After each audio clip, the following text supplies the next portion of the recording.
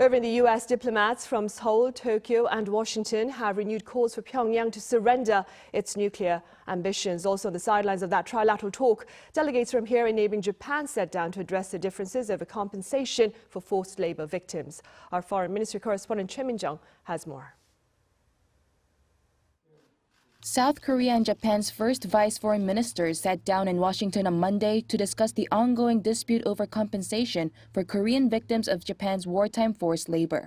After the meeting, South Korea's first vice foreign minister, Hyun-dong, told reporters that the two sides have yet to reach an agreement. Cho said that more consultations will be needed with Japan, calling the situation a very sensitive issue for both countries. Last month, Seoul unveiled plans to compensate the victims through its own public foundation. But this prompted backlash from the victims, who insist the issue cannot be resolved without sincere apologies and participation from the Japanese companies involved. Pundits say talks on the matter will likely continue on the sidelines of a foreign ministers' meeting at the Munich Security Conference later this week. The latest talks followed a trilateral meeting between the vice foreign ministers of South Korea, the United States, and Japan, where the three countries reaffirmed their commitment to cooperating against threats from North Korea.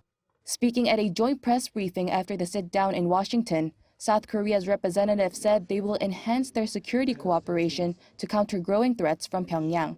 First of all, we committed ourselves to respond firmly to any North Korean provocation and work toward complete denuclearization of North Korea.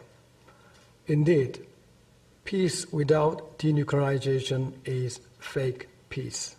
Standing united, our nations will deter the DPRK and urge it to give up its nuclear weapons program and abide by its obligations under UN Security Council resolutions.